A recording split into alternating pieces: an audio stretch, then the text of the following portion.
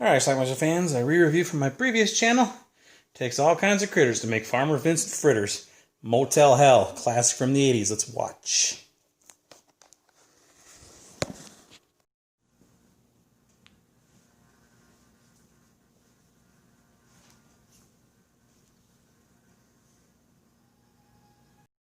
Well, the movie starts out with a couple on a motorcycle and something was in the road.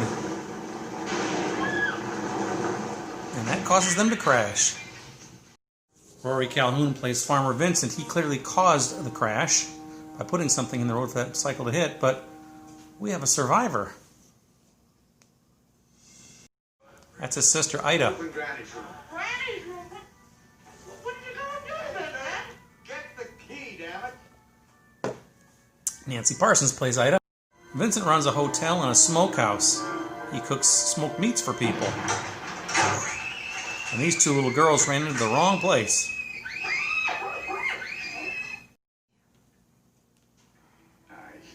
passed away this morning. Paul Link is his brother, the sheriff. He's dead? Apparently it's legal here to bury people. I figured you had enough to take care of already. Besides, there wasn't much you could do about it at that point. I mean, the body wasn't intact. Clearly something fishy's going on, and I don't believe that body's been buried. Now, this is like the local health inspector. He suspected something was going on too, so he's breaking in at night. He finds this little garden where things are moving under these potato sacks. Yep, that's a human. What the hell? Well, Bob's not going to be around long enough to figure out what the hell's going on. Another spot check, Bob? Well, the local rock band is coming by the next night. Same trap in the road, same crash. See, Vincent and Ida, they take the bodies, they plant them in the ground, they cut their vocal cords so they can't scream or talk.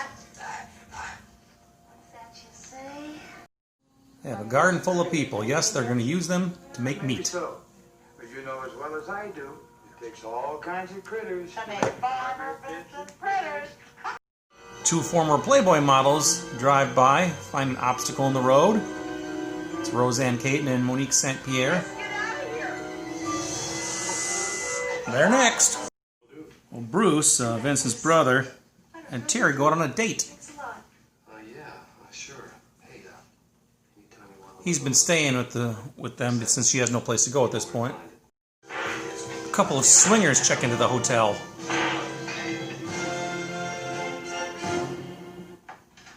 Edie, where's my jelly?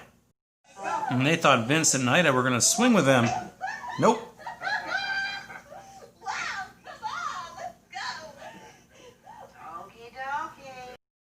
Well, Ida goes tubing with Terry. And I think she's a little jealous of Terry, and she's trying to drown her. Although she's going to make it look like an accident. So sorry about what happened. I was just so scared.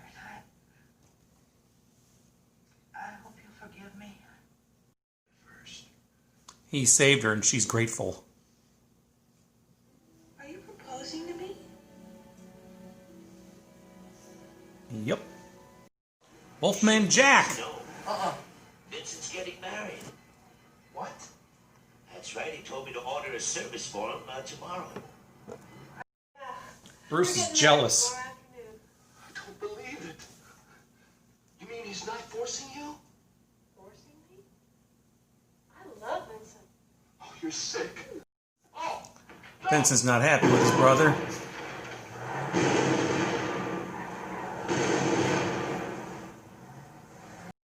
He goes out and does a little investigating, and he finds their motorcycle, and looks like it's been, well, it looks like it was trapped. That's how it crashed.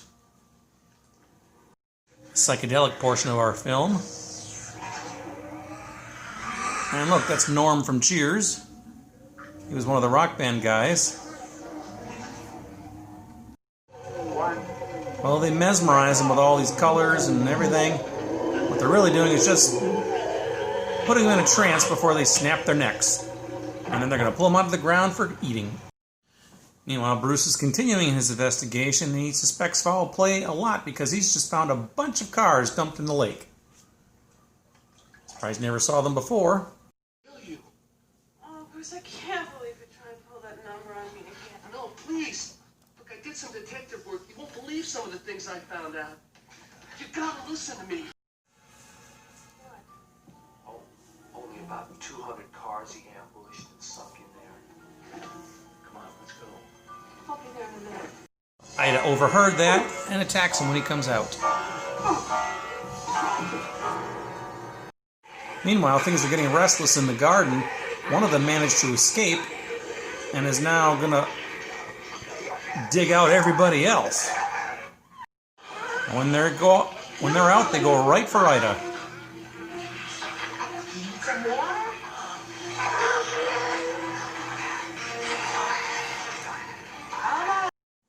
I treat most of my stock better than farmers treat their animals. I don't feed them chemicals or hormones. Well, one of the guys who was buried comes after Vincent now.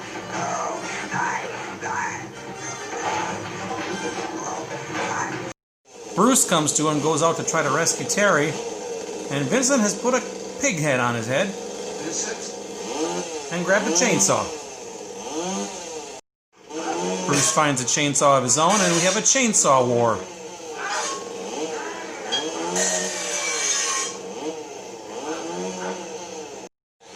A war that Vincent loses.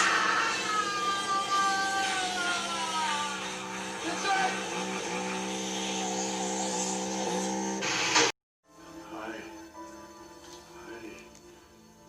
used preservatives. The truth comes out. The last bit of business in our film is finding Ida. And it looks like the garden people took care of her. Alright, talk about Motel Hell. I dig this movie. We got our first VCR, a beta machine, back in October of 1984. And then a couple weeks later, we got the cable guide showing the movie channel listings for the following month in November. And that was the first time I looked through the cable guide. I had one tape. I taped a few things, you know, obviously with my that first month we had it. But then I had purchased one tape, a Kodak tape, and I was looking for some movies to tape. I didn't know what I wanted, so I looked through the cable guide, and I came across two movies that I was going to tape that month that I'd never heard of before, knew nothing about, but I decided that's worthy of taping. First one was Motel Hell. The second one was Rabid. So I had Motel Hell and Rabid on the same tape. Boy, did I dig Motel Hell. I thought that was a fantastic film. Back then, I watched it several times. I've seen it a few times over the years. It's a fun movie. It's a black comedy. I don't want to... It is horror, obviously, but it's got a lot of comedic elements in it. It looks like Rory Calhoun and Ida Parsons were having a ball making this movie, and it shows. We got Rory Calhoun playing Farmer Vincent. He runs a hotel, the Motel Hello. And he also, his big business is smoked meats, though. He's got the best smoked meats in town. Everybody loves him. He's been doing it. This family's been doing it for, a couple generations. But turns out he's using real people as his meats. What he does is he puts traps on the road, like to cause an accident, and then he goes and grabs the bodies from these accidents, brings them back to what he calls his garden. He buries these people up to their necks in the ground. They cut their vocal cords so they can't yell. They're still alive, though, and they put like potato sacks on their heads, cover them up. So anytime you uncover them, they're just like, because they have no vocal cords. When they're, I guess, ripe and seasoned, they bring out this psychedelic light show and with spinning wheels and stuff, and just puts them in a trance. And as they're doing that, they put ropes around their neck and basically run a tractor, pull it, and that snaps their necks and kills them. So I guess he's just putting them in a trance before he kills them, I guess. Then they pull the bodies out, and then they bring them to the slaughterhouse, basically, and turn them into smoked meat. Anyway, one of the victims of this motorcycle accident, the girl survived. So he thought, you know what? The good Lord let her live. I'm going to let her live too. So they let her stay at the house. They say, her boyfriend died. He got buried, blah, blah, blah. Eventually, she ends up falling for Farmer Vincent, even though he could be her father's age. In spite of Farmer Vincent's brother, Bruce, who's a local cop, he kind of wanted her too. He's more of the correct age too. strange that they're brothers. But anyway, ultimately, some of the bodies in the garden escape, and they come after Ida and Vincent.